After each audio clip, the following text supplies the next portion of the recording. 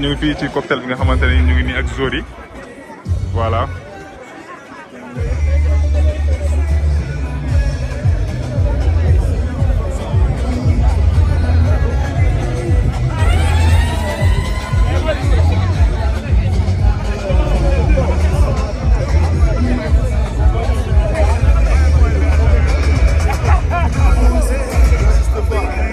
Mais félicitations Pape Gueye et Pape.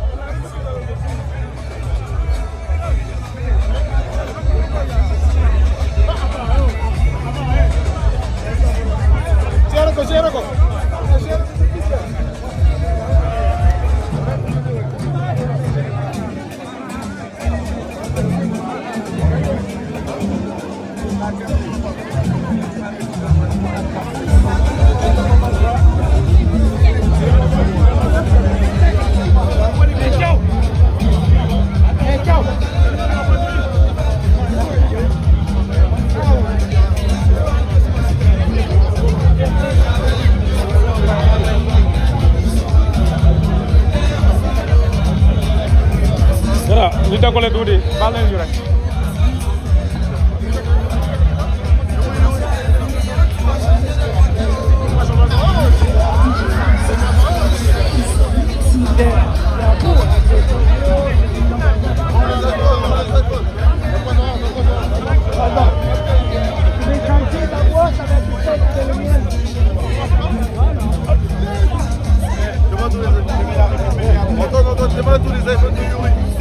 Ouais, Ayuri c'est bien. C'est ça notre bon J'ai racheté.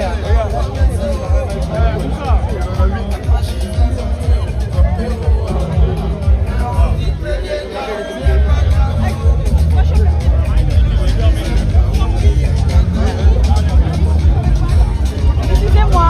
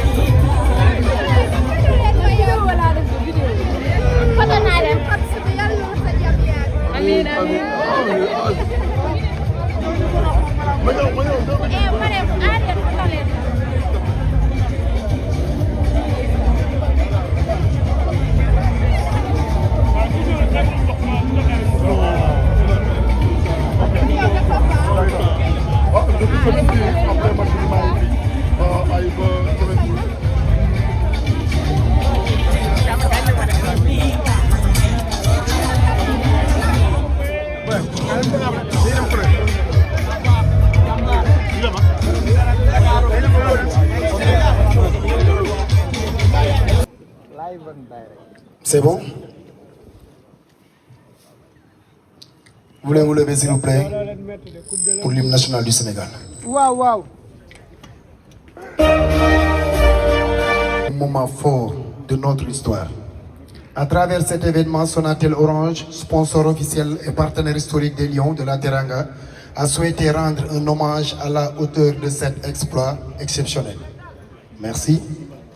Car au-delà d'une victoire, c'est tout un peuple qui a vibré. Au-delà d'un trophée, ce sont des valeurs qui ont été portées, l'engagement, la détermination et la fierté nationale. Aujourd'hui, nous sommes réunis pour célébrer nos champions et leur dire simplement jërëjëf. Mais avant de poursuivre, je vous invite à prendre un instant pour vous remémorer ces moments forts, ce but décisif Papa Gueye. Cette histoire, cette soirée historique, ces émotions partagées à travers tout le pays et dans tous les cœurs des Sénégalais. Gaïndé, merci à vous. Deuxième Gaïndé, attendez, on va amener la coupe, on va vous représenter la coupe avant de démarrer le discours. Vous êtes prêts? Gaï, vous êtes prêts?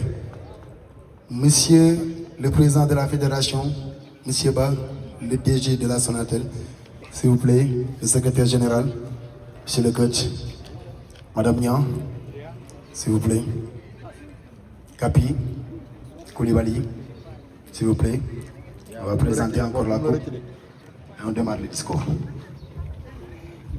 Montez, montez. C'est bon? Vous voulez vous lever s'il vous plaît pour l'hymne national du Sénégal. Waouh, waouh.